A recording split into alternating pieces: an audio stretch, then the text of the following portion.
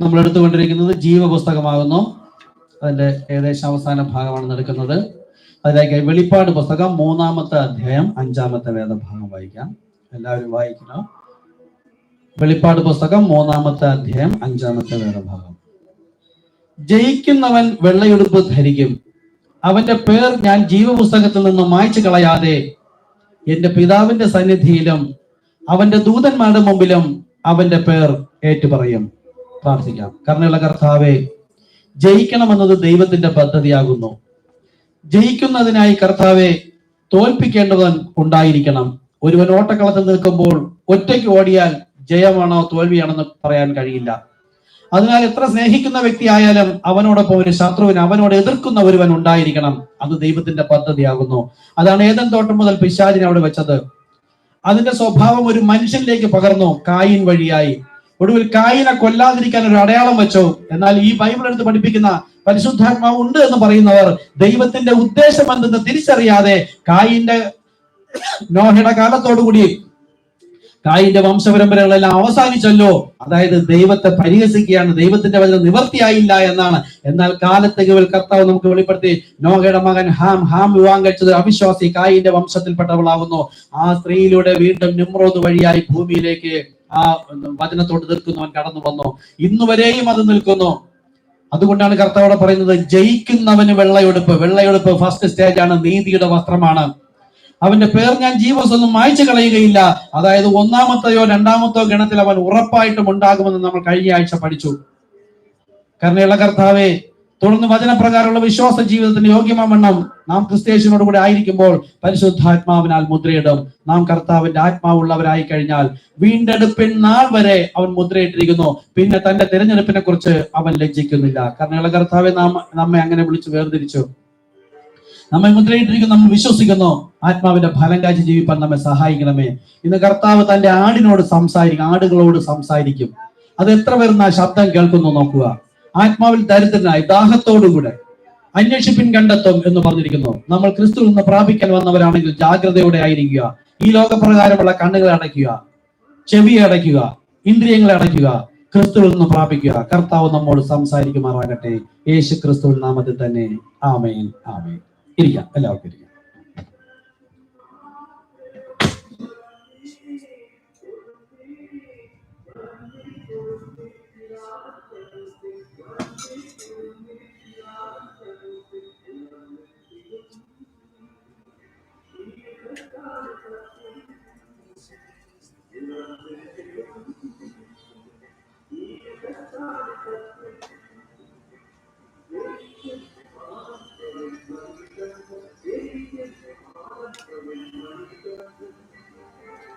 നിങ്ങൾ ചർച്ചിലായിരിക്കുമ്പോൾ ഒരു മത്സര ബുദ്ധിയോടുകൂടെ ആയിരിക്കുക. എന്താണ്? കർത്താവിനോട് സംസാരിക്കണം. മറ്റാരെക്കാൾ അധികമായി ഇന്ന് എന്നോട് സംസാരിക്കണം. കർത്താവ് സംസാരിക്കുന്ന വ്യക്തി പിന്നെ എങ്ങനെ ആയിരിക്കുന്നു ആലോചിച്ച് നോക്കൂ. ദൈവസന്നിധിയിൽ ഇരിക്കുമ്പോൾ കർത്താവ് നമ്മോട് സംസാരിക്കണം. അതൊരു ചലഞ്ചാണ്, ഒരു മത്സരമാകണം. ആ മത്സരത്തോടുകൂടെ പ്രാർത്ഥനയോടുകൂടെ ആയിരിക്കുക. കർത്താവ് നമുക്ക് വേണ്ടി എന്തെങ്കിലും സംസാരിക്കും. കർത്താവ് സഹായിക്കട്ടെ. കഴിഞ്ഞ പ്രാവശ്യം നമ്മൾ പറഞ്ഞത് എന്താകുന്നു? ജീവപുസ്തകത്തിൽ പേരുണ്ടായിരുന്ന 4 ടൈപ്പ് ജനത്തെയാണ് കഴിഞ്ഞ പ്രാവശ്യം പഠിച്ചത്. 3 ടൈപ്പ് ജീവസിൽ പേരുള്ളവരും, 1 ആദ്യം മുതൽ പേരില്ലാത്തവരും. 1 പേരുള്ളതിൽ പരിശുദ്ധാത്മാവ് പ്രാപിച്ചവരെ കർത്താവ് വിശുദ്ധന്മാരായി ചേർക്കപ്പെട്ട് കഴിഞ്ഞു. പിന്നെ 1000 വർഷങ്ങൾക്ക് ശേഷം ന്യായവിധിയിൽ വന്നപ്പോൾ ജീവപുസ്തകത്തിൽ പേരുണ്ടായിരുന്ന ആദ്യത്തെ ജനത്തെ വചനത്തെ കാത്തു, എന്റെ നാമം നിഷേധിച്ചില്ല. അടുത്തതോ, ക്രിസ്തുവിനെയും ക്രിസ്തുവിനുള്ളവരെയും പരിപാലിച്ചു എന്ന കാരണത്താൽ കുറച്ചുപേരെ എടുക്കുന്നു. രണ്ടാമത്തെയോ, ഇപ്പൊ പറഞ്ഞ 3-ാമത്തെ ഗണം. രണ്ടാമത്തെയോ, ഏകദേശം വിശുദ്ധിയോടെ ജീവിക്കുവാൻ തങ്ങളെ തന്നെ ബന്ധപ്പെടുത്തി. 1-ാമത്തത് വിശുദ്ധന്മാർ പോയി. 2-ാമത് വചനപ്രകാരം ജീവിക്കാൻ തങ്ങളെ തന്നെ മാക്സിമം ട്രൈ ചെയ്ത് ക്രിസ്തുവിനോട് കൂടെ ചേർന്നിരിക്കാൻ ശ്രമിച്ചു. മറ്റവരോ അത്രത്തോളം ശ്രമിച്ചില്ല. പക്ഷേ നാമത്തെ നിഷേധിച്ചില്ല, വചനത്തെ നിഷേധിച്ചില്ല, ക്രിസ്തുവിനെയും ക്രിസ്തുവിനുള്ളവരെയും പരിപാലിച്ചു.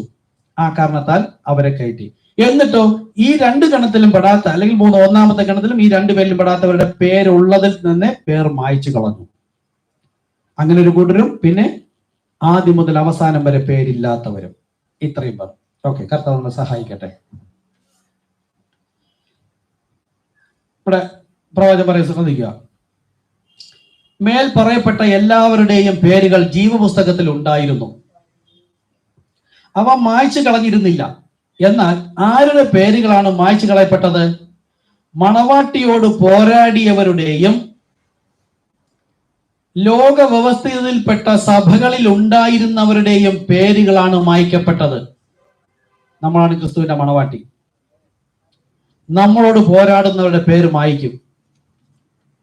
ക്രിസ്തുവിനോട് പോരാടുന്നതിന് തുല്യമാണ്. എങ്ങനെ മനസ്സിലാക്കാം? എന്റെ നാമം ധരിച്ചിരിക്കുന്നവരാണ്. അത് ക്രിസ്തുവാണ്. ക്രിസ്തു മീൻസ് അഭിഷിക്തനാണ്, മണവാട്ടിയാണ്. ഓക്കെ.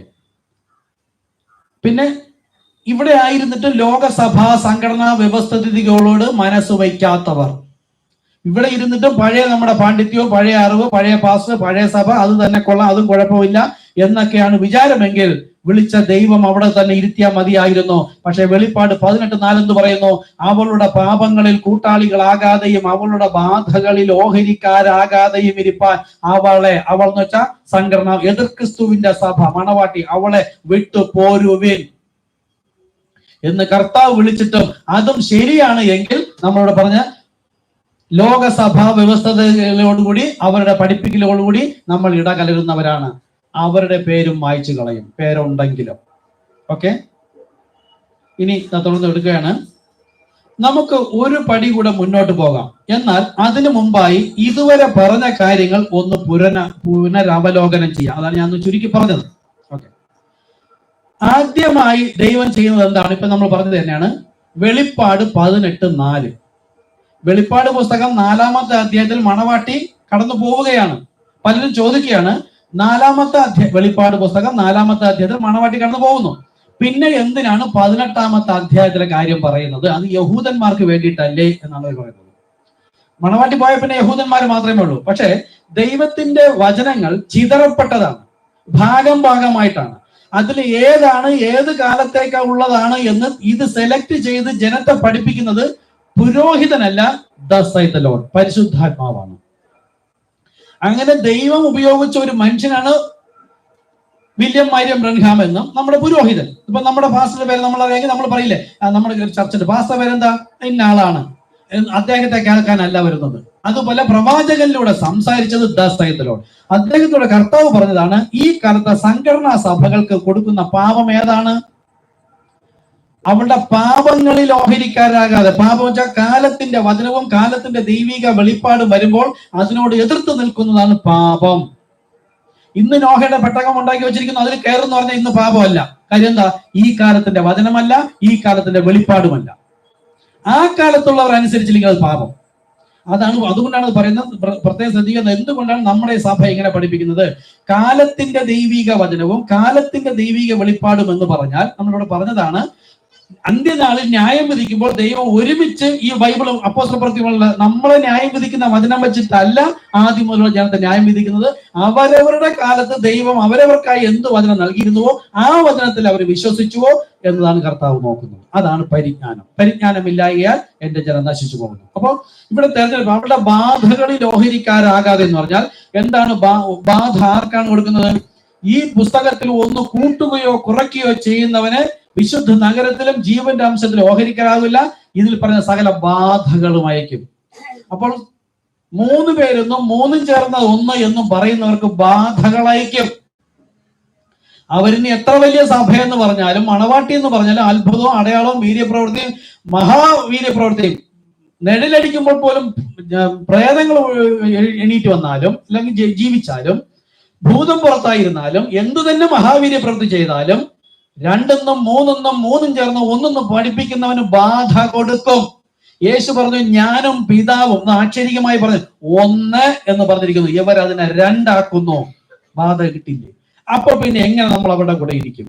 അതുകൊണ്ടാണ് ഇവിടെ പറയുന്നത്, നമ്മൾ ഒന്നാമത് ദൈവം ചെയ്ത ഇഷ്ടം എന്താണ്?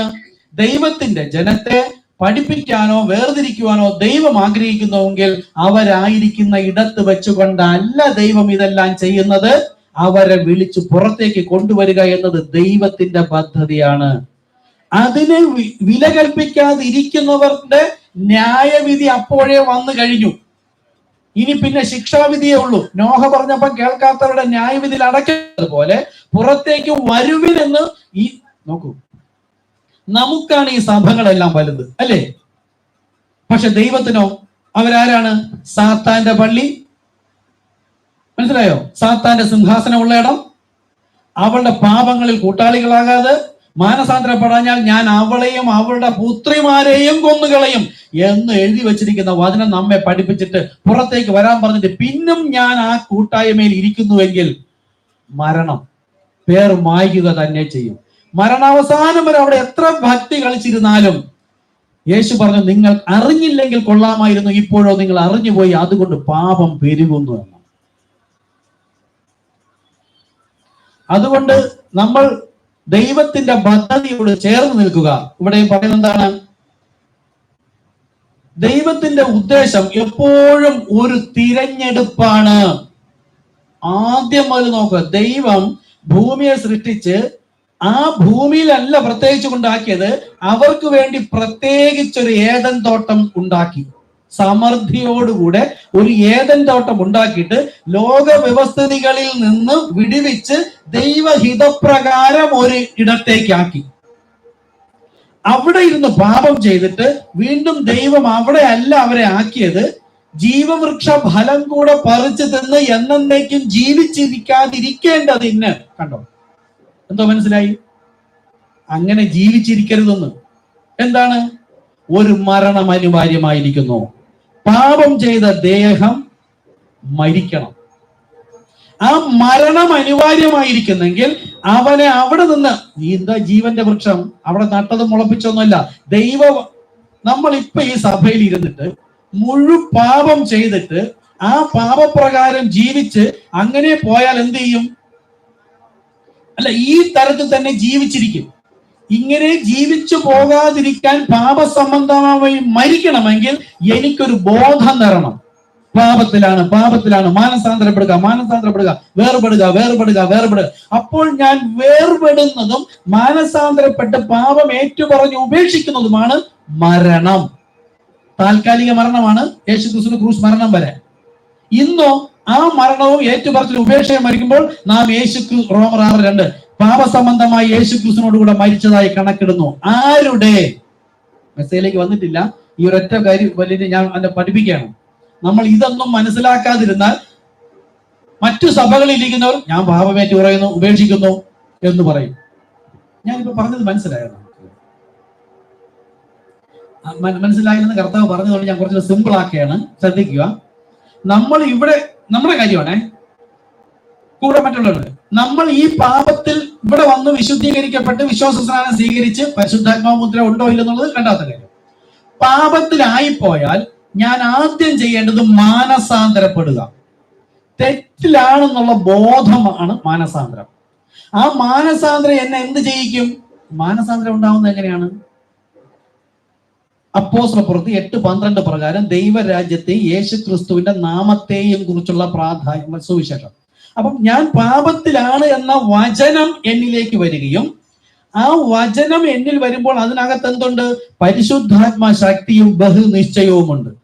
അപ്പൊ എന്റെ അടുക്കിലേക്ക് വന്ന മാനസാന്തരത്തിന്റെ വചനം എന്നെ മാനസാന്തരത്തിൽ നിന്ന് പാപമോചനത്തിലേക്ക് നയിപ്പിക്കുന്നതിനുള്ള ആത്മാവും അതിനകത്തുണ്ട്. ആ പാപബോധം എന്നെ ഏറ്റുപറഞ്ഞ് ഉപേക്ഷിക്കുന്നതിന് എന്നെ ഓർമ്മപ്പെടുത്തുമ്പോൾ, ഞാൻ അങ്ങനെ ഏറ്റുപറഞ്ഞ് ഉപേക്ഷിക്കുമ്പോൾ ഞാൻ മരിച്ചതായിട്ട് എന്റെ ഉൾബോധം തരികയും മരിച്ചു കഴിഞ്ഞാൽ പിന്നെ വീണ്ടും കർത്താവേ അങ്ങ് എന്നിൽ വരണമേ. നമുക്ക് വിശ്വാസസ്നാനം സ്വീകരിച്ചവർക്ക്, മറ്റവരാണെങ്കിലോ മറ്റുള്ള ഒരു സംഘടനാ സഭയിൽ ഇരിക്കുമ്പോൾ അവരുടെ പുരോഹിതനോ വചനമോ സുഹൃത്തുക്കളോ ആരെങ്കിലും പറയുമ്പോൾ ദൈവവചന പ്രകാരം അവരുടെ അടുക്കിലേക്ക് വരുന്ന പരിശുദ്ധാത്മാവ് വരുമ്പോഴത്തേക്ക് വചനത്തിലുള്ള പാപബോധം കൊടുക്കും. അവരെന്ത് ചെയ്യും? ഏറ്റുപറഞ്ഞുപേക്ഷിക്കും. യേശുക്രിസ്തു നാമത്തിനെ ഏറ്റുപറഞ്ഞുപേക്ഷിക്കും. എന്നിട്ടോ അവരും യേശുവേ എന്റെ ഉള്ളിൽ വരണമേ, ആ സാന്നിധ്യം വിട്ടുപോയവരാ. നമുക്കറിയാം, സംഘടനാ സഭ ഇരിക്കുമ്പോൾ എന്തെങ്കിലും തെറ്റിലായി പോയിട്ട് നമുക്ക് ആ ദൈവിക സാന്നിധ്യം നമ്മൾ തന്നെ വിട്ടുപോയതായിട്ട് നമുക്ക് തോന്നും. പറഞ്ഞു ഉപേക്ഷിക്കുമ്പോൾ ഒരു ഉണർവുണ്ടാവും. പക്ഷെ എന്നിട്ട് അവരെന്ത് ചെയ്യും? അവരായിരിക്കുന്ന ഇടത്ത് തന്നെ അങ്ങനെ ജീവിക്കുകയാണ്. അത് പോരാ എന്നതാണ് വെളിപ്പാട് പുസ്തകം 3 പറഞ്ഞത്. അവർ ജീവവൃക്ഷ ഫലവും കൂടെ പറിച്ച് തിന്ന്, അതായത് പാപം ചെയ്ത ദേഹി മരിച്ചു, പാപം പറഞ്ഞു ഉപേക്ഷിച്ചു. ഞാൻ കൊച്ചുകുട്ടികളെ പഠിപ്പിക്കുമ്പോൾ പോലെ നമ്മൾ പഠിപ്പിക്കുകയാണ്. ഇത് ബൈബിൾ പ്രകാരം പറഞ്ഞാൽ കാലം നോക്കിയാൽ നിങ്ങൾ ഇപ്പൊ ഉപദേശകന്മാരാകേണ്ട പ്രായമാണ്. പക്ഷെ ശിശുവായിട്ടാണ് ഇരിക്കുന്നത്. ദൈവം അത്ര ദുഃഖിക്കുന്ന ആലോചിച്ച് നോക്കും. നമ്മുടെ കുഞ്ഞുങ്ങളെ വളർത്തിക്കൊണ്ട് 15, 20, 30 വയസ്സായിട്ടും കൊച്ചു കുട്ടികളെ പോലെ പഠിപ്പിക്കണമെങ്കിൽ നമ്മുടെ ദുഃഖം എന്തായിരിക്കും? ആ കുട്ടിയുടെ വളർച്ചയില്ലായ്മ ഓർത്ത്. ദോഷികളായ നിങ്ങൾ നിങ്ങളുടെ മക്കളെ കുറിച്ച് ഇങ്ങനെ സ്വർഗസ്വനായ പിതാവ് എത്ര അധികം. അവൻ പാപം ചെയ്ത വ്യക്തി പാപമോചനം പ്രാപിക്കണമെന്ന് പറഞ്ഞ് ഈ പുരോഹിത വർഗത്തിന്റെ ഉള്ളിലൊന്നും പരിശുദ്ധാത്മാവ് വസിക്കാത്തത് കൊണ്ടാണ് ആ പാപമേറ്റു പറഞ്ഞ് ഉപേക്ഷിക്കുന്നവൻ യേശുവിനെ സ്വീകരിച്ചുകൊണ്ട് എവിടെ ഇരിക്കുന്നു? ആ സഭയിൽ തന്നെ ഇരുന്നിട്ട് എന്ത് ചെയ്യുന്നു? അടുത്തതാണ് പ്രധാനം. അവർക്ക് ലഭിച്ച വെളിപ്പാടെന്ന് പറയുന്ന ആ ദുരുപദേശം തന്നെ അവർ പഠിപ്പിക്കുന്നു. പിന്നെ ദൈവം ഇഷ്ടം എന്താ? ജീവവൃക്ഷ ഫലം കൂടെ പറിച്ചു തിന്ന് എന്നേക്കും അങ്ങനെ തന്നെ ജീവിച്ചിരിക്കാതിരിക്കേണ്ടതിന് അവരെ തോട്ടത്തുനിന്ന് പുറത്താക്കി കെരൂബിനെ കാവലേർപ്പെടുത്തിയത്.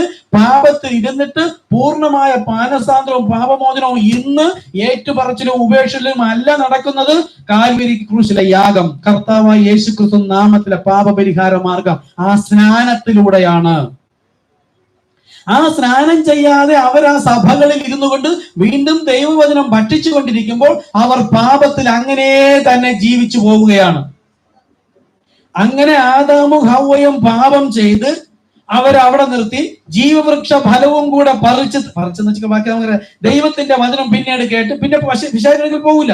എന്താ ഒരിക്കൽ സംഭവിച്ചത് അറിയാം. ഇനി പിശാചിന്റെ ഉപദേശം കേൾക്കാതെ കർത്താവിനോട് കൂടെ ചേർന്നിരിക്കാമെന്ന് പറഞ്ഞാലും ഈ വരുന്ന ഉപദേശം ഭക്ഷിപ്പണ്ടാക്കാൻ അവരവിടെ ഇരിക്കുന്നു, പാപത്തിൽ തന്നെ. ഒരിക്കലായി എന്നേക്കുമായി പാപമോചനം നടന്നിട്ടില്ല. അത് കാൽവരി ക്രൂശിലെ യാഗമാണ്. സ്വർഗത്തിന്റെ ഇഷ്ടം കാൽവരി ക്രൂശ് തന്റെ പുത്രനെ തകർത്ത് കളയാൻ തക്കവണ്ണം നമ്മെ സ്നേഹിച്ച മഹാസ്നേഹത്തിന് ശത്രുവായിരുന്നിട്ട് ജീവവൃക്ഷ ഫലവും കൂടെ പറിച്ചു തന്ന് എന്നേക്കും ജീവിച്ചിരിക്കാതിരിക്കാനാണ് നമ്മളും സംഘടനാ സഭ വിട്ട് പുറത്തേക്ക് വന്ന് ഇവിടെ വന്നിട്ട് മറഞ്ഞിരുന്ന ദൈവിക വെളിപ്പാട് ഭക്ഷിച്ചുകൊണ്ട് പഴയ സഭയുടെ ഉപദേശം കൂടെ കേട്ട് പോകുമെങ്കിൽ ആ പാപത്തിൽ ജീവിക്കുന്നവരായി തന്നെ ഇരിക്കും, നഷ്ടപ്പെട്ടു പോകും. ദൈവത്തിന്റെ ഹൃദയത്തിന്റെ നന്മ ഒന്ന് ആലോചിച്ച് നോക്കൂ. നമ്മളാണെങ്കിലോ ഒരു പരിധി വരെ പറയും പിന്നെ എങ്ങനെ പോട്ടെ. ദൈവം അങ്ങനെ അല്ല. ഓരോ കാലത്തും തന്റെ ഏഞ്ചലിനെ അയച്ച്, പ്രവാചകന്മാരെ അയച്ചിട്ട്, പുരോഹിതന്മാരിലൂടെ ദൈവം സംസാരിക്കുന്നത് കേൾക്കാനാണ് നമ്മൾ ഇന്ന് സഭയിൽ വന്നത്. അല്ലാതെ ലോകം പറയുന്നത് പോലെ ഒള്ളി പ്ലേ എന്നും പറഞ്ഞ് പ്ലേ ചെയ്തുകൊണ്ടിരുന്നാൽ ഇതൊന്നും വെളിപ്പെടില്ല. വെളിപ്പെട്ടിട്ടുണ്ട് ദൈവകൃപയാൽ. അത് പരിശുദ്ധാത്മാവ് പൂർണ്ണനാകണം. നിങ്ങൾ പരിശുദ്ധാത്മാവ് നിങ്ങളുടെ ഹൃദയത്തിൽ വന്നാൽ ഇതിനകത്ത് ദൈവം ഉദ്ദേശിച്ചത് നിങ്ങൾക്ക് നൽകിക്കൊണ്ടേയിരിക്കും. മനസ്സിലാവുന്നുണ്ടോ? അല്ല എങ്കിൽ നമ്മൾ ഈ സഭയിലുള്ളവർ എന്ത് ചെയ്യണം? പറഞ്ഞ് ഉപേക്ഷിച്ച് വീണ്ടും ക്രിസ്തുവിനെ സ്വീകരിച്ച് ആ വിശുദ്ധിയോടുകൂടെ ജീവിച്ചാൽ മതി. എന്തുകൊണ്ടാ? നമ്മുടെ പാപം ഒരിക്കലായി മോചിക്കപ്പെട്ടു.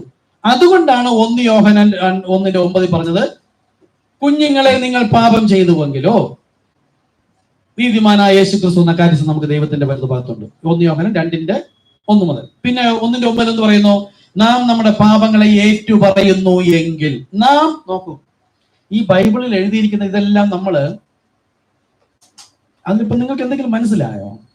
ഞാൻ കുറച്ച് വചനം പറഞ്ഞു, നിങ്ങൾ കേട്ടുകൊണ്ട് അങ്ങനെ ഇരിക്കരുത്. ഞാനത് വിശദീകരിച്ച് ഇങ്ങനെ ഈ ശൈലി പറയുമ്പോൾ തന്നെ നിങ്ങളുടെ ഹൃദയത്തിനകത്ത് കർത്താവേ എനിക്കെന്താ അത് മനസ്സിലാകാൻ പറ്റാത്ത യേശുവേ, ഞാൻ ഈ മഴയും പിടിച്ച് ഇത്രയും കഷ്ടപ്പെട്ട് ഇവിടെ വന്നില്ലേ കർത്താവ്, എനിക്ക് എന്താ അത് മനസ്സിലാക്കി തരാത്തതെന്ന് നിങ്ങളുടെ ഹൃദയത്തിൽ തോന്നണം. എനിക്ക് ആദ്യമൊക്കെ തോന്നിയിട്ടുണ്ട്. പിന്നെ ജോൺ ബ്രദർ ചിലപ്പോൾ അതിന് വിശദീകരിക്കും തോന്നുന്നു, കർത്താവ് എനിക്കത് കിട്ടിയില്ലല്ലോ. കിട്ടും. നമ്മൾ ക്രിസ്തുവിലും ക്രിസ്തു നമ്മളിലാണെങ്കിൽ ഇത് ക്രിസ്തു സംസാരിച്ചതാണ് ദൈവവചനം. ഇതിന്റെ മർമ്മം നമ്മൾ വെളിപ്പാട് പുസ്തകം 3:5 വായിച്ചെന്താ? ജയിക്കുന്നവന് മറഞ്ഞിരിക്കുന്ന മന്ന വെളിപ്പെടുത്തി കൊടുക്കുന്ന മന്നയാണ് വെളിപ്പാട്. ഇപ്പൊ തന്നെ ഇവിടെ പറഞ്ഞ എന്താണ്? കുഞ്ഞുങ്ങളെ നാം എന്നാ പറയുന്നത്, തെറ്റ് ചെയ്തുവെങ്കിലോ നാം നമ്മുടെ വചനമെടുത്തു. 1 യോഹന്നാൻ 1:9 എന്നെടുത്തു. അവിടെ പറയുന്ന ബൈബിൾ ഭാഷ ലോകത്തുള്ള എല്ലാ ക്രിസ്ത്യാനിയും എടുത്ത് വായിക്കുന്ന തരത്തിലല്ല, അവരുടേതെന്ന് പറയുന്ന രീതിയിലല്ല അവിടെ എഴുതിയിരിക്കുന്നത് എന്ന് പഠിപ്പിക്കാനാണ് ഞാൻ ശ്രമിക്കുന്നത്. 8 മുതൽ നമുക്ക് എന്നാണ് ഈ വാക്ക് ശ്രദ്ധിക്കണം.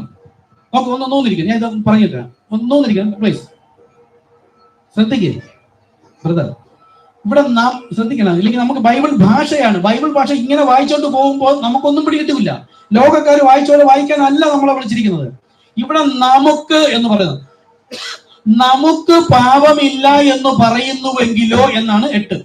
ഈ നമുക്ക് എന്ന് പറയുമ്പോൾ അതിനകത്ത് ആരൊക്കെ ഉൾപ്പെടുമെന്നറിയണം.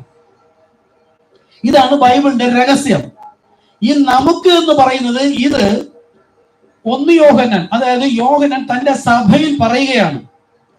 അന്നത്തെ സഭ എന്ന് പറഞ്ഞത് വിളിച്ചു വേർതിരിക്കപ്പെട്ട് പാപം മോചിച്ച് കർത്താവ് യേശുക്രിസ്തു നാമത്തിൽ സ്നാനമേറ്റ് വന്ന് സഭയിൽ ഇരിക്കുന്ന ജനത്തോട് അതേ വിശ്വാസ സ്നാനം സ്വീകരിച്ച് പരിശുദ്ധാത്മാവ് ലഭിച്ച പുരോഹിതൻ പറയുകയാണ്, നമുക്ക് ഈ കൂട്ടം തന്നെയും പാപം മോചിക്കപ്പെട്ട് യേശുക്രിസ്തുവിന്റെ നാമത്തിൽ സ്നാനപ്പെട്ടവരാണ്. അതാ കത്തോലിക്ക, മാർത്തോമ, CSI, പെന്തക്കോസ്തൽ നമുക്ക് ഞാനും ദൈവവും ഒന്നായി ദൈവസഭയുടെ ഭാഗമായി ഞാൻ എനിക്ക് വിലയിട്ടുകൊണ്ടിരിക്കുന്നവരെ കുറിച്ച് അല്ല ഇവിടെ പറയുന്നത്. ഈ മുമ്പിൽ നിന്ന് ഇത് പറയുന്ന പ്രസ്താവിക്കുന്ന ദൈവം പറയുവാൻ തിരഞ്ഞെടുത്ത വ്യക്തി അവൻ ദൈവവചനം പ്രമാണിച്ചനുസരിച്ചു.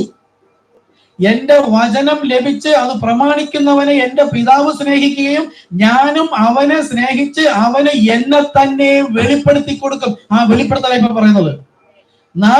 നമുക്ക് പാപമില്ല എന്ന് പറഞ്ഞാൽ എന്നെ തന്നെ എന്ന് വെച്ചാൽ നാം എന്ന വാക്ക് ഉപയോഗിച്ചപ്പോൾ ദൈവത്തിന്റെ ഹൃദയത്തിലുണ്ടായിരുന്ന ഉദ്ദേശം എന്തെന്ന് ക്രിസ്തുവിൽ മറഞ്ഞിരിക്കുന്നതിന് എന്നെ തന്നെ, അതായത് എന്റെ ഉദ്ദേശം എന്തെന്ന് വെളിപ്പെടുത്തി തരികയാണ്. ഇത് കേട്ടിട്ട് വീണ്ടും ഞാൻ മറ്റവരെ പോലെ ആകാനല്ല. 8 നോക്കുക. നമുക്ക് പാപമില്ല എന്ന് നാം പറയുന്നുവെങ്കിൽ, അതായത് പുരോഹിതൻ ഉൾപ്പെടെ ജഡശരീരത്തിലാണ്. പാപചിന്ത വരാം, പാപ പ്രവൃത്തി വരാം, ചിലപ്പോൾ എന്തെങ്കിലും സ്വഭാവം വരാം. അങ്ങനെ വന്നാൽ ഇനി നിങ്ങൾ ബൈബിൾ അടച്ചു വയ്ക്കും. നിങ്ങൾ ബൈബിൾ നോക്കിക്കൊണ്ടിരിക്കുന്നത് പിന്നീട് നോക്കി. ഞാൻ ഈ കഷ്ടപ്പെട്ട് ഞാൻ തൊണ്ടെങ്കിൽ സംസാരിക്കുന്നത് ഈ സഭയിലിരിക്കുന്ന ജനങ്ങൾക്ക്. നിങ്ങൾ വീണ്ടും ബൈബിൾ നോക്കിക്കൊണ്ടിരുന്നല്ലോ. ബൈബിൾ ഞാൻ വായിച്ചോളാം. ദൈവം ഏത് ഗ്രഹിക്കാൻ വേണ്ടിയിട്ടാണ് ഞാൻ പറയുന്നത്, വേറെ ഒന്നും വിചാരിക്കരുത്.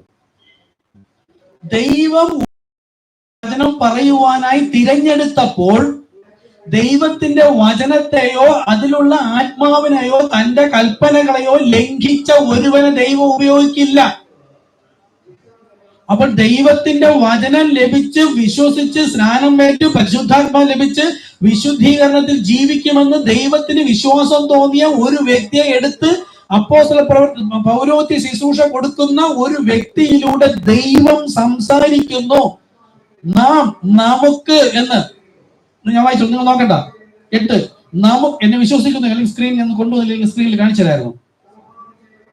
നമുക്ക് പാപമില്ല എന്ന് നാം പറയുന്നു എങ്കിൽ നമ്മെ തന്നെ വഞ്ചിക്കുന്നു. അപ്പൊ ക്രിസ്തുവിനുള്ള നമ്മൾ പോലും പാപമില്ലെന്ന് പറയുമെങ്കിൽ നമ്മളെ വഞ്ചിക്കുന്നു. എന്തുകൊണ്ട്? ഇവരിലൂടെ ക്രിസ്തു സംസാരിക്കുന്ന രീതിയിലല്ല ഇപ്പൊ സംസാരിച്ചിരിക്കുന്നത്. പുരോഹിതനും സഭയിലിരിക്കുന്ന ജനവും ഒന്നെന്ന തരത്തിൽ സംസാരിക്കുകയാണ്. കർത്താവാണ് സംസാരിക്കണമെങ്കിലോ നോക്കൂ, നിങ്ങൾക്ക് പാപമില്ലെന്ന് നിങ്ങൾ പറയുന്നു എങ്കിലോ എന്നാക്കുമായിരുന്നു. നിങ്ങൾ അത് സംസാരിക്കുന്ന വ്യക്തി ഒറ്റപ്പെടുത്തി മാറിയിരിക്കുന്നു. നമുക്ക് പാപം ഇല്ല എന്ന് നാം പറയുന്നുവെങ്കിലോ പുരോഹിതനും ജഡപ്രകാരം തെറ്റിൽപ്പെടാം. വിശ്വാസ സ്നാനം സ്വീകരിച്ച് പരിശുദ്ധാത്മ ലഭിച്ച സഭ അവരും ഇവരുമായിട്ടുള്ള സംഭാഷണം എടുത്തിട്ട് ഇതുമായി യാതൊരു ബന്ധവുമില്ലാതെ ദൈവത്തിന്റെ കൽപ്പനയും ക്രൂശിലെ മരണത്തെയും നിഷ്ഠൂരം തള്ളിക്കളഞ്ഞ് ആ നാമവുമായി ചെല്ലുന്ന നമ്മെ അപവാദം പറഞ്ഞ് പരിഹസിച്ച് സാത്താനെന്നും സർപ്പമെന്നും വിളിച്ചിരിക്കുന്ന ജനം ബൈബിൾ എടുത്തിട്ട് കർത്താവേ നാം നമ്മുടെ ഒരു ബന്ധവുമില്ല.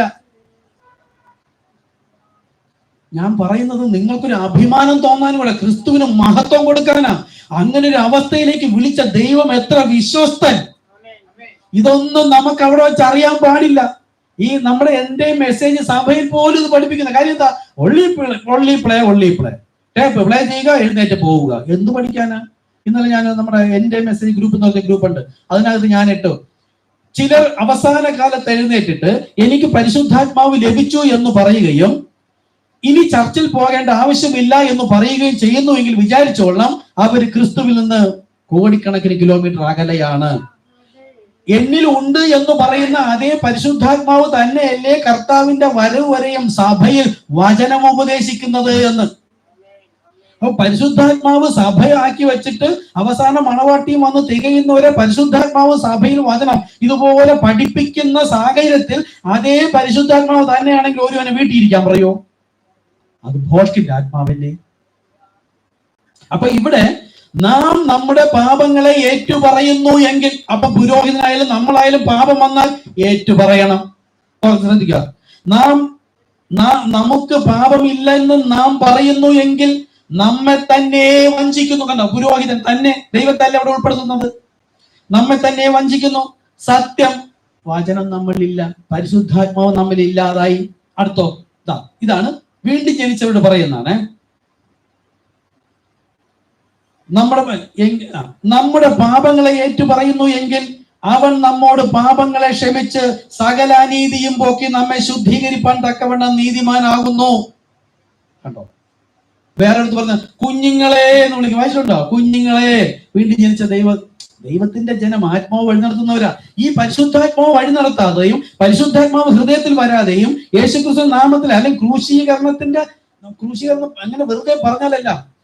നമ്മൾ സങ്കല്പിച്ചോ, സ്വർഗം ദൈവം ഒരു ക്രൂശിൽ ആകാശത്തിനും ഭൂമിയിലും തൊടുന്നില്ല, ആകാശത്തിൽ തൊടാതെ മധ്യത്തിൽ കിടന്നുകൊണ്ട് നമുക്ക് വേണ്ടി എനിക്ക് വേണ്ടി ഇഞ്ചിഞ്ചായി മരിക്കുന്ന ആ ക്രൂരമായ പീഡ തള്ളിക്കളഞ്ഞിരിക്കുന്ന ഈ ജനം എങ്ങനെ ദൈവമക്കളാകും നോക്കൂ. എത്ര തന്നെ ഭക്തി എന്ന് പറഞ്ഞാലും ക്രൂശിൽ കിടക്കുന്ന യാഗം ഇഞ്ചിഞ്ചായി ശരീരം ഉഴവ് ചാലുപോലെ കീറുകയാണ്. നമ്മൾ കിണറ്റിൽ നിന്ന് തൊട്ടിയെടുക്കാൻ ഉപയോഗിക്കുന്ന പാതാളക്കരണ്ടി അറിയാല്ല, കൊളുത്ത് ഇതുപോലെ ഇരിക്കുകയാണ് ചമ്മട്ടിലിരിക്കുന്ന കൊളുത്ത്. അതുകൊണ്ട് അടിക്കുമ്പോൾ ശരീരത്ത് തുളച്ച് കയറിയിട്ട് തിരികെ അത് വലിച്ചെടുക്കുമ്പോൾ മാംസം മുഴുവൻ പറഞ്ഞു പോരെയാണ്. അങ്ങനെയുള്ള വേദന മുഴുവൻ ഞാൻ ചെയ്തു കൂട്ടിയ എന്റെ പാപത്തിന്റെ ശിക്ഷയാണ്. വാസ്തവത്തിൽ നിങ്ങൾ ദൈവത്തെ സ്നേഹിക്കുന്നു എങ്കിൽ എന്റെ കൽപ്പന പ്രമാണിക്കും. ഇല്ലാത്തവൻ എനിക്കുള്ളവനല്ല. അതിനെ നിഷ്ഠൂരം തള്ളിക്കളഞ്ഞിട്ടിരിക്കുന്ന ഈ ജനങ്ങൾ മുഴുവൻ ദൈവത്തിൻ്റെതാണെന്ന് പറഞ്ഞാൽ, കുഞ്ഞുങ്ങളെ നാം പാപം ചെയ്തുവെങ്കിലോ, കുഞ്ഞുങ്ങൾ പോലുമല്ല, കുഞ്ഞുങ്ങളാകണമെങ്കിൽ വീണ്ടും ജനിക്കണം, പഴയത് മുഴുവൻ മരിച്ചു പോയിരിക്കണം. ദൈവത്തിന്റെ ആത്മാവ് വന്നിട്ട് അവനെ വഴി നിർത്തുമ്പോഴാണ് ഇവൻ എന്റെ പ്രിയപുത്രൻ, ഇവനിൽ വസിപ്പാൻ ഞാൻ പ്രിയപ്പെടുന്നു. അപ്പോൾ വീണ്ടും ജനനം പ്രാപിച്ച് കർത്താവായ യേശുക്രിസ്തു സ്നാനമേറ്റ് വിശ്വാസ സ്നാനം സ്വീകരിച്ചവർക്കാണെങ്കിൽ പാപമേറ്റു പറഞ്ഞ് ഉപേക്ഷിച്ചാൽ മതി. പക്ഷെ അവരാണെങ്കിലോ എന്നെനിക്ക് ഇവിടുത്തെ നമ്മുടെ കാര്യം. അപ്പൊ പാപം ഏറ്റുപറഞ്ഞ് ഉപേക്ഷിച്ചിട്ട് ഇവിടെ തന്നെ ആയിരിക്കാം. പാപം ചെയ്തു, മാനസാന്തരപ്പെട്ടു, ഏറ്റുപറഞ്ഞ് ഉപേക്ഷിച്ചു, ഇനി നമ്മൾ സ്ഥലം മാറണ്ട. പിന്നെ എന്തു മാറണം? എന്റെ മനസ്സിന് അന്തരം വരുത്തണം. പാപത്തിൽ നിന്നൊരു അന്തരം വരുത്തിയിട്ട് ക്രിസ്തുവിന്റെ ഉള്ളിലേക്ക് അങ്ങാവുക. കാര്യം എന്താ? ഇവിടെ വീണ്ടും ജീവവൃക്ഷ ഫലം ഉണ്ട്. പക്ഷെ മറ്റ് സംഘടനാ സഭയിലാണെങ്കിൽ ഈ നമ്മുടെ സത്യസുവിശേഷം, ഈ അന്ത്യകാല ദൈവിക വെളിപ്പാട് പറയുമ്പോൾ അവർക്ക് ബോധ്യമായാൽ അവർ വിശ്വാസ സ്നാനം സ്വീകരിക്കാത്തത് തന്നെ പാപം. പിന്നെ അവിടെ ഇരിക്കാൻ പറ്റില്ല, തെറ്റിപ്പോ. അത് നമ്മൾ സ്നാനത്തിന് ക്ലാസ് കൊടുത്തിട്ട് ലാസ്റ്റ് പ്രാർത്ഥിക്കുന്നുണ്ട്. ആ പ്രാർത്ഥനാ സമയത്താണ് റോമർ 6 പറയുന്നത് പോലെ പാപസംബന്ധമായി മരിച്ചവരായ നാം പിന്നെ അതിൽ ജീവിക്കുന്നത് എങ്ങനെ? ആ ബോഡിയിൽ ഈ സംഘടനാ സഭയിൽ തന്നെ പോയിരിക്കാൻ പറ്റില്ല. അതിനെ യേശു ക്രിസ്തുവിനോട് കൂടെയാണ് മരിച്ചതെങ്കിൽ അവരോടുകൂടെ കുഴിച്ചിടപ്പെടണമെന്നല്ല, അവനോടുകൂടെ. അതാണ് ഞാൻ ഇപ്പൊ ഡെയിലി രാവിലെ അയച്ചുകൊണ്ടിരിക്കുന്നത്. അവനോ, ഏകവചനം, അവനോടുകൂടെ തന്നെ കുഴിച്ചിടണം. ഇത് ദൈവത്തിന്റെ വചനമാണ്. നമ്മൾ രാവിലെ പ്ലേ ചെയ്ത മെസ്സേജ് ഉണ്ടോ? ദൈവത്തിന്റെ വചനം, അരുളയപ്പെട്ട വചനം, അത് നിവർത്തീകരിക്കും. ആ വചനം അങ്ങനെ തന്നെ പ്രമാണിച്ചനുസരിക്കുന്ന ആരെങ്കിലും ഉണ്ടോ എന്ന കർത്താവ് നോക്കുള്ളൂ. ആ വചനത്തിന് വേറൊരു വ്യാഖ്യാനം കൊടുത്ത് എത്ര വലിയ സഭയെന്ന് പറഞ്ഞാലും വ്യാഖ്യാനത്തിൽ കെട്ടപ്പെടുന്നതിനെ ദൈവം കൊന്നുകളയും. വചനത്തിൽ കെട്ടപ്പെടണം. അപ്പൊ ഏറ്റുപറഞ്ഞ് ഉപേക്ഷിച്ചാൽ നമുക്ക് ഇവിടെ തന്നെ ആയിരിക്കാം. പിന്നെ ജീവവൃക്ഷ ഫലം കൂടെ പറിച്ച് തിന്നാം. അവർ ഏറ്റുപറഞ്ഞ് ഉപേക്ഷിച്ച് വിശ്വാസ സ്നാനം സ്വീകരിക്കാതെ സ്നാനം ഏറ്റിക്കഴിഞ്ഞാൽ പിന്നെ അവിടെ പോയിരിക്കാൻ പറ്റില്ല. എന്റെ സാഹചര്യം, എന്റെ അപ്പനും ഭാര്യ മക്കൾ, അല്ലെങ്കിൽ കല്യാണം കഴിഞ്ഞതേ ഉള്ളൂ, അല്ലെങ്കിൽ ഞാൻ കല്യാണം കഴിയാൻ പോകുന്നില്ല, എന്റെ പപ്പയമ്മ അനുസരിച്ചല്ലേ പറ്റുള്ളൂ, അല്ലെങ്കിൽ ഞാൻ പ്രായമായി പോലെ എന്റെ മക്കൾ അനുസരിച്ചല്ലേ പറ്റുള്ളൂ. എന്ത് സാഹചര്യമായാലും യേശു മത്തായി 10 പറയുന്നു, ഇവയിലധികമായി നിങ്ങൾ എന്നെ സ്നേഹിക്കുന്നുവോ? 10 അതല്ല പറയുന്നത്. യേശു വന്നതും അപ്പൻ, അമ്മ, അമ്മായിയമ്മ, അമ്മായിയപ്പൻ ഇവയെ തമ്മിൽ ഇവരുടെ ഇടയിൽ വാൾ, ദൈവവചനം, ഇതുപോലുള്ള ദൈവിക വെളിപ്പാടുകൾ തന്നിട്ട് അവരുടെ സ്നേഹബന്ധത്തിൽ കെട്ടിപ്പിടിച്ച് അവിടെ ഇരുന്ന് മരിച്ചു പോകാനല്ല, അവരുടെ ഒരു വാൾ വെച്ചിട്ട് ഏതൊരുവനെയും ക്രിസ്തുവിൽ തികഞ്ഞവനായി ദൈവത്തോട് നിരപ്പിക്കുവാൻ. അങ്ങനെ വിട്ടു പോന്നു കഴിഞ്ഞാൽ, സ്നാനമേറ്റ് സഭ മാറിയാൽ മറഞ്ഞിരിക്കുന്ന മന്ന വെളിപ്പെടുത്തി കൊടുക്കുമെന്ന് ഈ ബൈബിളിലാണ് പറഞ്ഞിരിക്കുന്നത്, നമ്മളെ മെസ്സേജ് ബുക്കിൽ ഉള്ളതല്ല. അപ്പോൾ ഈ ബൈബിളിൽ തന്നെ മർമ്മം മറച്ചു വെച്ചിരിക്കുകയാണ്. അത് ജയിക്കുന്നവനെ കർത്താവ് വിളമ്പിക്കൊടുക്കുള്ളൂ എന്ന് പറഞ്ഞാൽ ക്രിസ്തുവിൽ നിന്ന് നമുക്ക് ഒരിക്കലും അത് പിടിച്ചു പറിക്കാൻ കഴിയില്ല. എത്ര വിശ്വാസം എന്ന് പറഞ്ഞാലും പിടിച്ചു പറിക്കാൻ കഴിയില്ല. രക്തസ്രാവക്കാരി സ്ത്രീ യേശുവെ അറിയാതെ സൗഖ്യം പിടിച്ചെടുത്തെങ്കിൽ അത് വേറെ, അത് കൃപാകരമാ സൗഖ്യം എന്ന് പറയുന്നത്. അത് ആഗ്രഹിക്കുന്നവർക്ക് കിട്ടും, വാഞ്ചിപ്പിൻ കിട്ടുമെന്ന. പക്ഷെ ഇത് വാഞ്ചിച്ചാൽ കിട്ടുന്നതല്ല, ഇത് വിശ്വസിച്ച് പ്രമാണിച്ചനുസരിച്ചാൽ എന്നാണ്. എങ്കിൽ ഞാൻ എന്നെ തന്നെ അവന് വെളിപ്പെടുത്തി കൊടുക്കും. അപ്പൊ മറിഞ്ഞിരിക്കുന്ന മന്ന വേണമെങ്കിൽ അതാണ് മണവാട്ടിയുടെ ഭക്ഷണം. അതിന്റെ കൂടെ കുറച്ച് വിഷവും കൂടെ നമ്മൾ ആരെങ്കിലും വാരിയിടുവോ? ദുരുപദേശം. ഇതാണ് സഭാകാലങ്ങൾ. 3-ാമത്തെ സഭാകാലത്ത് പറയുന്നത്, അവന് ഒരു കറുത്ത കുതിരപ്പുറത്ത് വന്ന് അവന് മരണം എന്ന പേർ. 2-ാമത്തെ സഭാകാലത്ത് പറയുന്നത്, അവന്റെ ഒരു വാൾ ഉണ്ടായിരുന്നു. വാൾ ദുരുപദേശമാകുന്നു. അമ്പ് മാത്രമേ ഉള്ളൂ, വില്ലില്ല. ഒരു വാൾ ഉണ്ടായിരുന്നു. മനുഷ്യർ അന്യോന്യം കൊല്ലേണ്ടത് വെച്ചാൽ നമ്മൾ ഇവിടെ യുദ്ധത്തിന് കൊല്ലുന്ന പോലെയല്ല, ദുരുപദേശത്താൽ നമ്മുടെ ആത്മീക മനുഷ്യനെ കൊന്നു കളയുന്നതിനുള്ള വാൾ ഇരിക്കുന്നതാണ് കത്തോലിക്ക മുതൽ പെന്തക്കോസ്തിലുള്ള സഭകളിൽ ഇരിക്കുന്നവർ. അതുകൊണ്ട് ഒരു കാരണവശാലും അവിടെ പോകരുത്. പ്രവാചകൻ പറഞ്ഞിട്ടുണ്ട്, അവിടെ ആരാധനയ്ക്ക് മരണത്തിനാ പോകരുത്. അവിടെ പോയി ചെന്നിരുന്നോ, പക്ഷെ പോരുന്നതിന് മുമ്പേ വചനം പറയണം അവരുടെ അടുത്ത്. വചനം പറയാനാണെങ്കിൽ കുഴപ്പമില്ല. അപ്പൊ ജാതികളെ നേടേണ്ടതിന് പൗലോസ് അപ്പോസ്തലൻ ബോധില്ലേ? വല്ല പ്രകാരവും അവരെ നേടാൻ ജാതികളുടെ ഇടയിൽ ചെന്ന് പറഞ്ഞെന്താ, ഓ നിങ്ങൾ എത്ര വലിയ ദൈവഭക്തി, അത് ദൈവവും വിഗ്രഹമല്ലേ. പക്ഷെ അവരെ ഒന്ന് ആകർഷിക്കണം. ഇതാണ് യേശു ആദ്യം ചെയ്ത രോഗശാന്തി ശുശ്രൂഷ. അതൊരു ആകർഷിക്കാം. 1-ാമത്തെ വലി നമ്മുടെ മെസ്സേജിലുണ്ട്, അത് 1-ാമത്തെ വലിയ. 2-ാമത്തെ വലി ഈ വിശ്വാസ സ്നാനം സ്വീകരിച്ച് സഭയിലേക്ക് വരുന്നത് 2-ാമത്തെ വലി. 3-ാമത്തെ വലി മുകളിലേക്കുള്ളപ്പോൾ കർത്താവ് നമ്മളെ കർത്താവിന്റെ സന്നിധിയിലേക്ക് കൊണ്ടുപോകുന്നത്. ഈ 3 വലിയിലും ഇതാണ് കർത്താവ് താൻ ഗംഭീരനാഥം, പ്രധാന ദൈവദൂഷണം, ദൈവത്തിന്റെ കാഹളം. ഇത് സഭയെ പഠിപ്പിച്ചില്ല, ഞാൻ ഒരു ദിവസം പഠിപ്പിക്കാം. ഈ 3 വലി എന്ന് പറയുന്നതാണ് 1 തിമോത്തി 4:16. അത് 3-ാമത്തെ വലിയിൽ മുകളിലേക്ക് പോകും. പക്ഷെ 1-ാമത്തെ വിളി കേട്ടിരിക്കണം, വിട്ടു പോരണം, സ്നാനപ്പെടണം. 2-ാമത്തെ വിളി ഇവിടുത്തെ മന്ന ഭക്ഷിച്ചിരിക്കണം. പിന്നെ അത്ഭുതം വീര്യപ്രവൃത്തിയല്ല. എന്നാൽ ഇവിടെ ഒരാൾ ചൂഴാറ്റുകോട്ടയിൽ നിന്ന് വന്ന് സ്നാനപ്പെട്ടിട്ട് ആ ബ്രദറിനോട് വന്നു, ഇവിടെ വീര്യപ്രവൃത്തി അത്ഭുതമൊന്നുമില്ല, അതുകൊണ്ട് ദൈവസഭ അല്ലെന്ന്. അദ്ദേഹത്തിന്റെ കുടുംബത്തിന് ഒത്തിരി പ്രശ്നം ഉണ്ടായിരുന്നു, മക്കൾ വരില്ലായിരുന്നു. അപ്പൻ വിശ്വാസ സ്നാനം സ്വീകരിച്ച അന്ന് മുതൽ 10-ാം ക്ലാസ്സിൽ പഠിക്കുന്ന ഒരു പെൺകുട്ടി അതിശയകരമായ രീതിയിൽ കോപം അപ്പനോടും അമ്മയോടും അനുജനോടും. അനുജൻ 6-ൽ പഠിക്കുന്നേ ഉള്ളൂ. ഭയങ്കര ശത്രുത, വീട്ടിൽ ഭയങ്കര പ്രശ്നം. അവര് പോകുന്ന പള്ളിയിൽ കൊണ്ടുപോയി പ്രാർത്ഥിച്ചു, മാറിയില്ല. ഇവിടെ വന്ന് വീര്യപ്രവൃത്തി ഒന്നും നടക്കുന്നില്ല എന്ന് പറഞ്ഞവരാണ്. പല പെന്തക്കോസ്ത് സഭയിലും പോയിട്ട് മാറാതെ 2-3 ആഴ്ച ഇവിടെ വന്നില്ല. അത് കഴിഞ്ഞ് ഇവിടെ വന്ന് ഞാൻ ഇളയ കുഞ്ഞിനെ പ്രാർത്ഥിച്ചുകൊണ്ടിരുന്നപ്പോഴാണ് അവര് മോളെയും കൂടെ കൊണ്ടുവരുന്നത്. മോളെ തലയിലേക്ക് അയച്ച് പ്രാർത്ഥിച്ചുകൊണ്ടിരുന്നപ്പോ കർത്താവ് പ്രാർത്ഥന നിർത്താൻ പറഞ്ഞു, വേറൊരു കാര്യം ചോദിക്കാൻ പറഞ്ഞു. എന്താണ് കർത്താവ് പറയാണ്, അപ്പൻ സ്നാനപ്പെട്ടപ്പോ നിങ്ങൾ വീട്ടിൽ ബഹളം ഉണ്ടാക്കിയോ? അതെ, നിങ്ങൾ സ്നാനപ്പെട്ടതോടുകൂടി ഇങ്ങനെ വന്നതെന്നും ആ സ്നാനം തെറ്റാണെന്നും പറഞ്ഞ് ഞങ്ങൾ ഒരുപാട് അപവാദം പറഞ്ഞു. അപ്പൊ ബ്രദർ അങ്ങ് മാറി നിൽക്കുകയാണ്. അത് കഴിഞ്ഞിട്ട് ബ്രദർ പറഞ്ഞു, ബ്രദറെ അവരെന്നോട് പറഞ്ഞതൊന്നും ഇവിടെ പറയാൻ കൊള്ളില്ല, ഭാര്യയും മക്കളൊക്കെ തന്നെ അത്രത്തോളം എന്നെ പരിഹസിച്ചു. അപ്പോഴവിടെ പിശാച് പിടിച്ചതാണ്.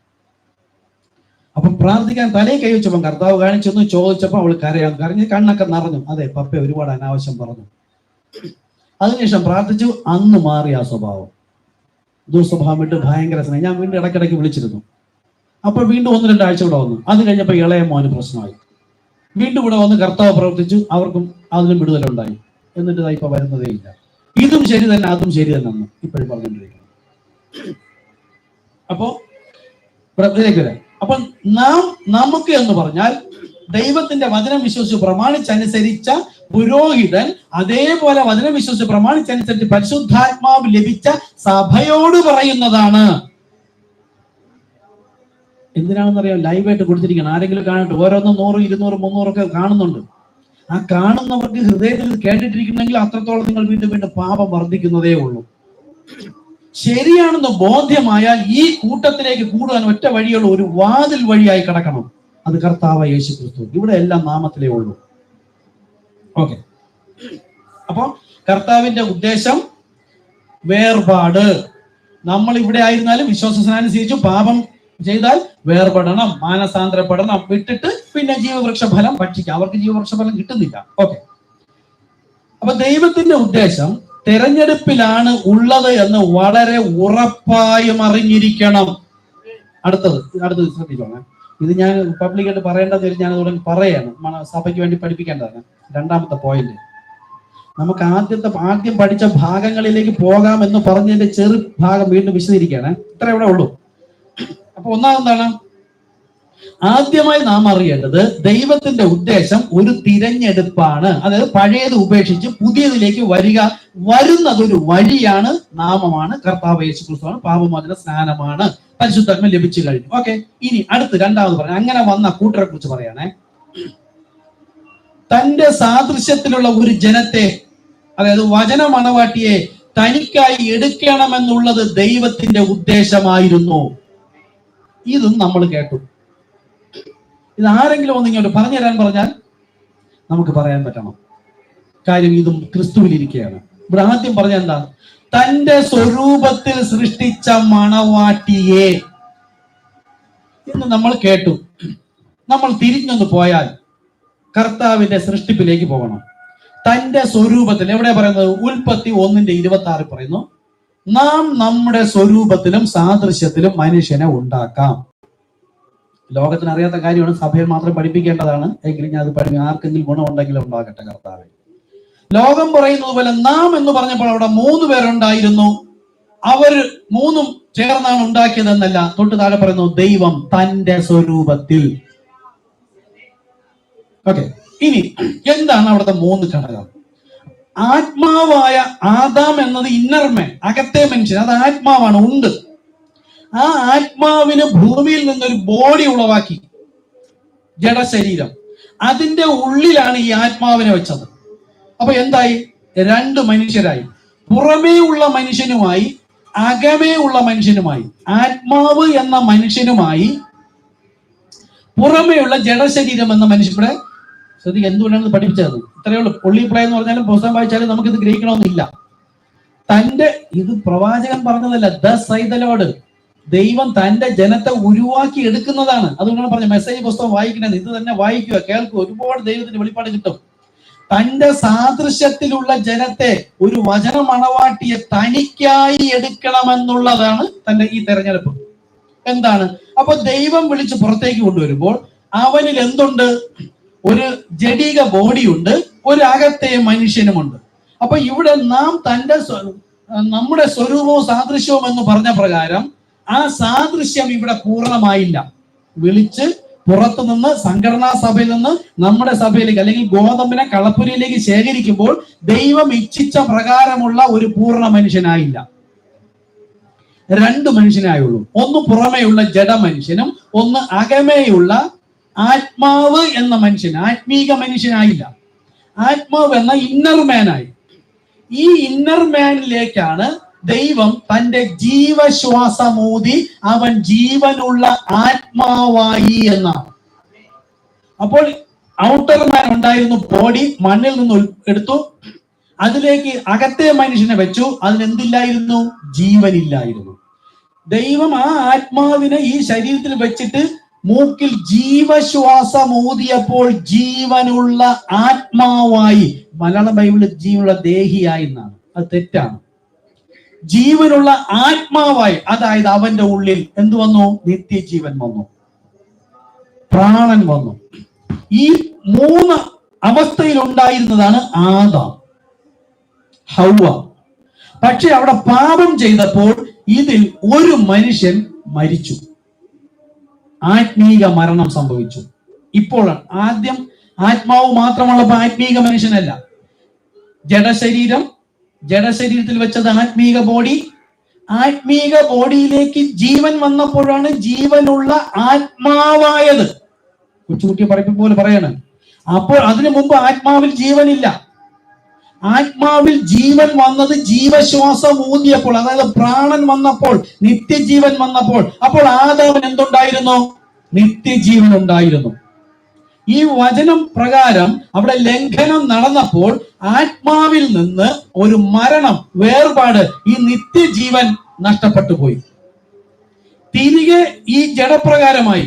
പിന്നെ അവൻ ദൈവിക വചനവും കൂടെ, ജീവവൃക്ഷ ഫലവും കൂടെ വിശ്വസിച്ച് അങ്ങനെ ജീവിച്ചിട്ട് ആ പാപത്തിൽ തന്നെ, കത്തോലിക്ക മുതൽ പെന്തക്കോസ്ത് വരെ ജീവിക്കുന്നത് പോലെ ആ പാപത്തിൽ തന്നെ ജീവിച്ചിരിക്കാതിരിക്കേണ്ടതിന് ദൈവം തോട്ടത്തു നിന്ന് പുറത്താക്കി കെരൂബുകളെ ഏൽപ്പിച്ചു.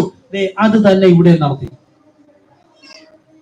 സംഘടനാ സഭയിൽ പാപസംബന്ധമായി മരിച്ചിരുന്ന നമ്മുടെ ഉള്ളിൽ നിന്ന് ആത്മാവ് സംബന്ധമായി ജീവനില്ലാതിരുന്ന നമ്മെ വീണ്ടും പാപത്തിൽ തന്നെ ജീവിച്ചിരിക്കാതിരിക്കേണ്ടതിന് കർത്താവ് അവിടെ നിന്ന് നമ്മെ വിളിച്ച് ഒരു വാതിൽ വഴിയായി, വെളിപ്പാട് പുസ്തകം 3:8, നിനക്ക് മുമ്പിൽ ഞാനൊരു വാതിൽ തുറന്നു വെച്ചിരിക്കുന്നു, അത് ആർക്കും അടച്ചുകൂടാ. ദൈവം തിരഞ്ഞെടുത്ത വ്യക്തിയ ആ വാതിൽ വഴിയായി അകത്ത് വന്ന ഒരു മുദ്രയേറ്റ് കഴിഞ്ഞാൽ പിന്നെ അവനെ പുറത്തേക്ക് കൊണ്ടുപോവുക അസാധ്യമാണ്.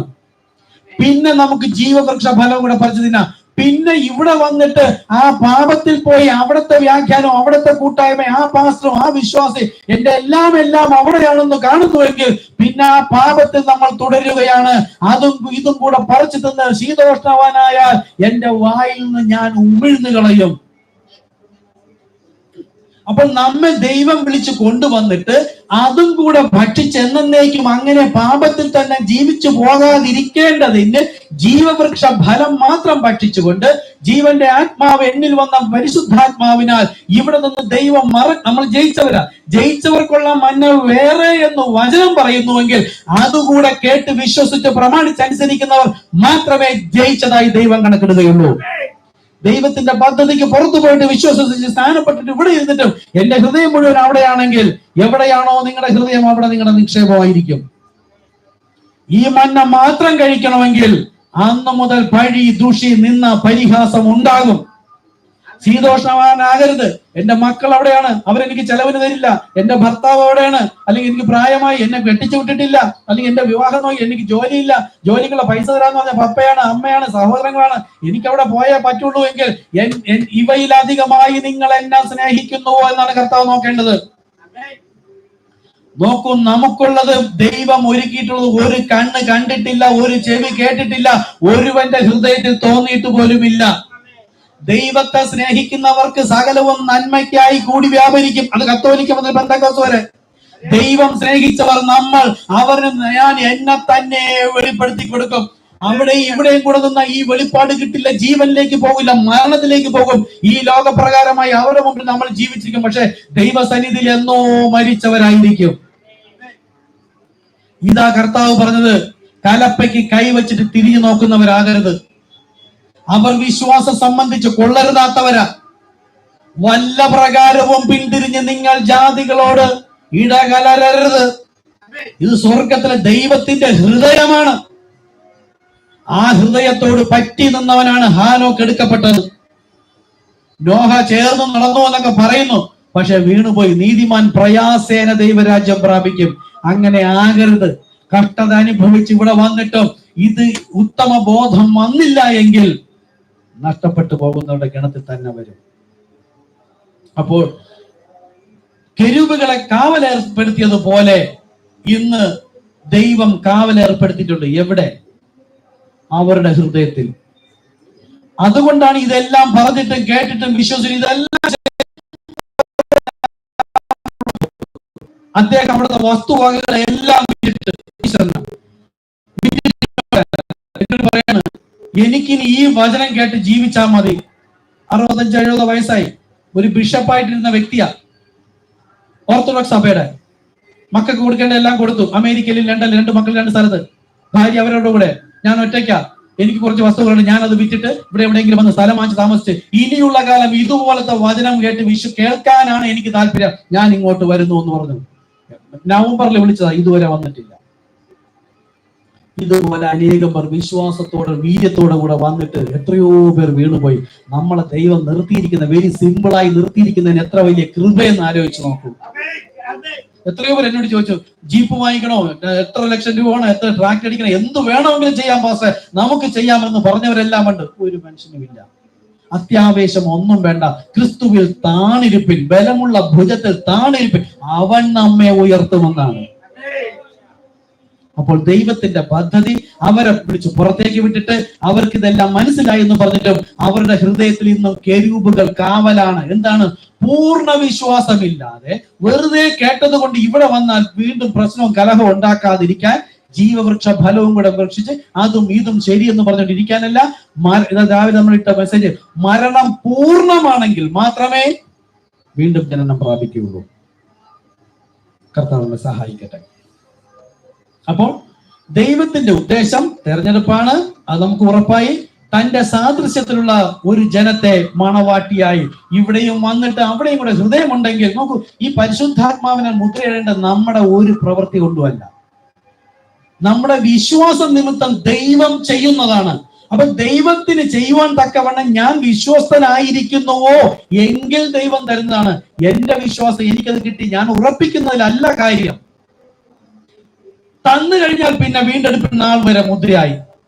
അപ്പൊ ദൈവത്തിന് തന്നെ ബോധ്യമാകും. കുറച്ചു കാലം കഴിഞ്ഞാലോ, വർഷങ്ങൾ, ഇവിടെ തന്നെ 4-5 വർഷം ഇരുന്നിട്ട് പോയവരില്ലേ, മെസ്സേജ് തന്നെ എത്രയോ വർഷങ്ങൾ ഇരുന്നിട്ട് പോയവരുണ്ട്. നമ്മുടെ സിസ്റ്റർ ബ്രദറൊക്കെ നമ്മൾ വന്നിട്ട്, ഞാൻ തന്നെ വന്നിട്ട് 14 വർഷത്തോളമായി. അതിന് മുമ്പ് വന്നവരാ. ഇതിനിടയ്ക്ക് എത്രയോ പേര് വന്ന് വർഷങ്ങളോളം നിന്നിട്ട് തിരിച്ചു പോയവരുമുണ്ട്.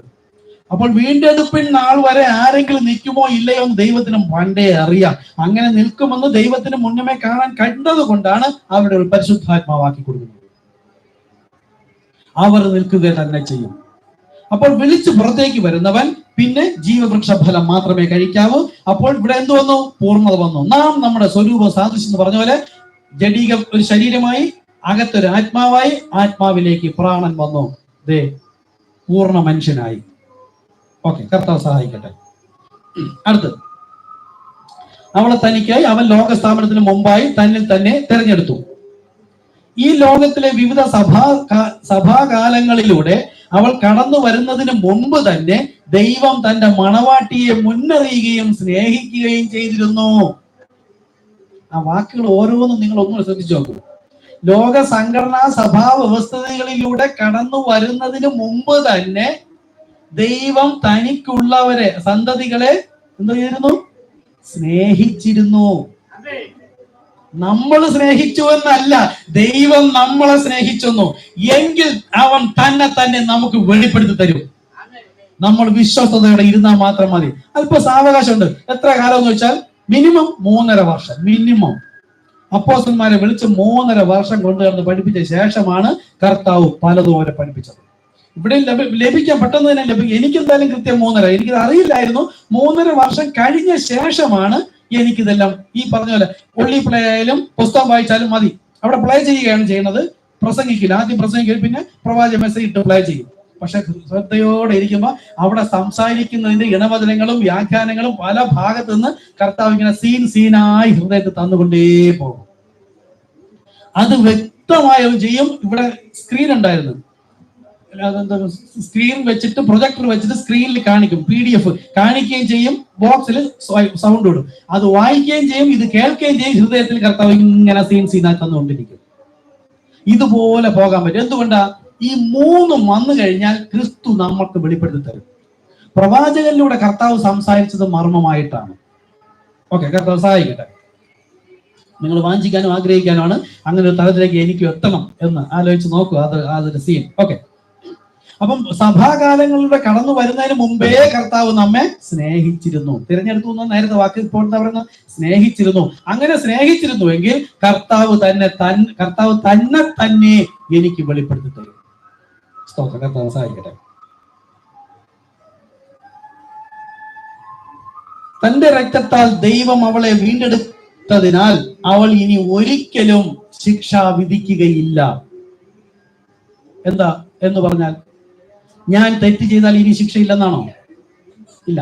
ഒന്നാമത്തെ അർത്ഥം, പരിശുദ്ധാത്മാവ് പ്രാപിച്ചവൻ തെറ്റ് ചെയ്യില്ല എന്ന് പൂർണ്ണം. പക്ഷെ എങ്കിലും യേശു തന്നെ അത് പറഞ്ഞിട്ടുണ്ടാണ്, അവൻ ജഡം തന്നെയല്ലയോ, നമ്മൾ ജഡത്തിലിരിക്കുമ്പോൾ നമ്മുടെ കൂടെ ചേർത്തിരിക്കുന്ന ആരെ? ചെന്നായ്ക്കളുടെ ഇടയിൽ കുഞ്ഞാടുകളെ പോലെ ആക്കിയിരിക്കുന്നു. അപ്പൊ ഈ ലോകം എന്ന് പറയുന്നത് തന്നെ ദുഷിപ്പാണ്, അവരുടെ ഇടയിലാക്കിയിരിക്കുന്നു. ദൈവത്തിന്റെ രീതികൾക്ക് മാറ്റമില്ലെങ്കിൽ മിസ്രയീം ദേശം, ഫറവോന്റെ ദേശം ലോകമാണ്. ആ രാജ്യത്ത് നിന്ന് മറ്റൊരു രാജ്യത്തിലേക്ക് കൊണ്ടുപോകേണ്ട ജനത്തെ ദൈവം വിളിച്ചു വേർതിരിച്ചിട്ട് ഒരു 6-7 ദിവസം കൊണ്ട് വഴി നടത്തിക്കൊണ്ട് വരാമെന്നിരിക്കെ, അല്ലെങ്കിൽ ചുരുങ്ങിയ ദിവസം കൊണ്ട് വഴി നടത്തിക്കൊണ്ട് വരാമെന്നിരിക്കെ, ദൈവം അവരെ വിളിച്ചിട്ട് ആദ്യം ഒരു റൗണ്ട് കറങ്ങി പിന്നെ താഴെ അറ്റത്ത് വരും, ആഫ്രിക്കൻ രാജ്യം, അതിന്റെ ഭാഗത്തേക്ക് വന്നിട്ട് പിന്നെ മുകളിലേക്ക് പോയിട്ടാണ് ഈ ഇസ്രായേൽ കൊണ്ടുവന്നാക്കിയത്.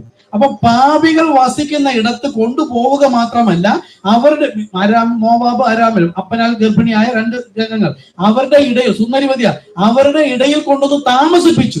ആഴ്ചകളും മാസങ്ങളും വർഷങ്ങളും പാപത്തിൽ വീഴില്ലേ. ദൈവമല്ലേ എന്നെ അവിടെ കൊണ്ടുപോയത്, അതുകൊണ്ടല്ലേ ഞാൻ ദൈവം അവിടെ ആക്കിയെങ്കിലും വചനം കൂടെ തന്നിട്ടുണ്ട്, മുന്നമേ പറഞ്ഞിട്ടുണ്ട്, അവരുടെ അവിടെ നിങ്ങൾ ഇടകലരരുത് അവരുമായിട്ട്.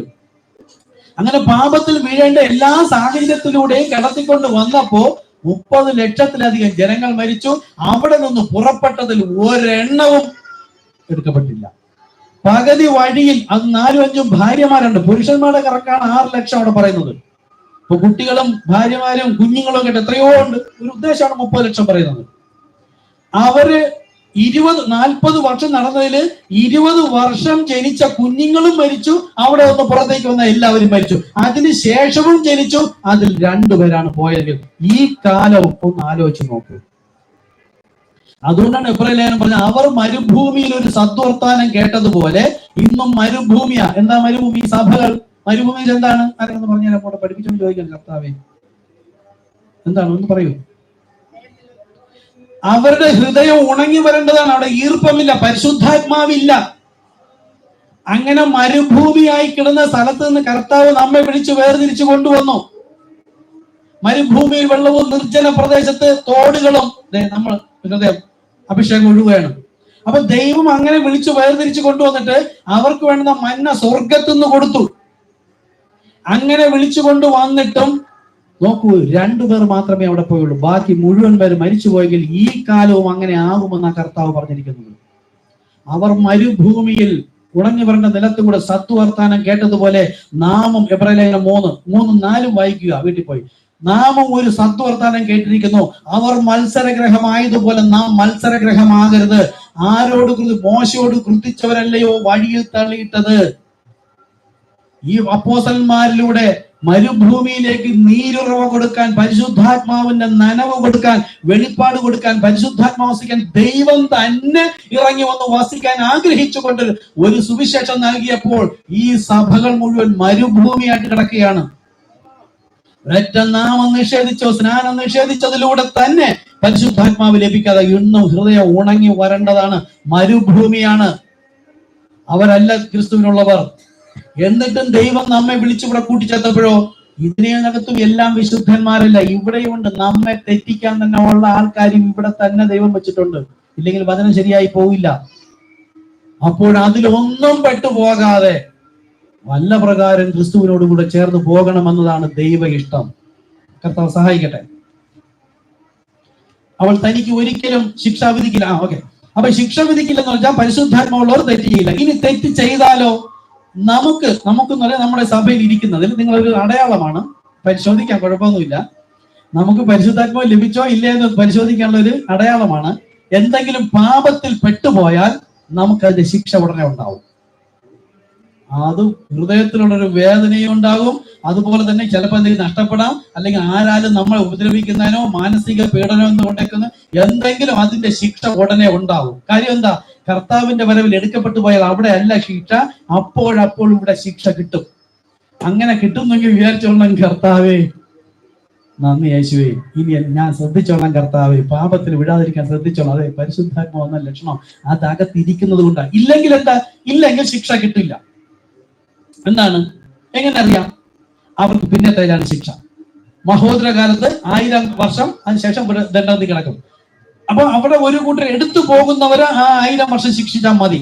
അല്ലാതെ ഉള്ളവരോ 1000 വർഷം ദണ്ഡനത്തിൽ കിടക്കുകയും വെള്ളസിംഹാസന ന്യായവിധിയിൽ വന്ന ശേഷം പിന്നെയും കത്തുന്ന ഗന്ധകത്തിലെ തീപ്പൊയ്കയിലിട്ട് തള്ളിക്കളയും.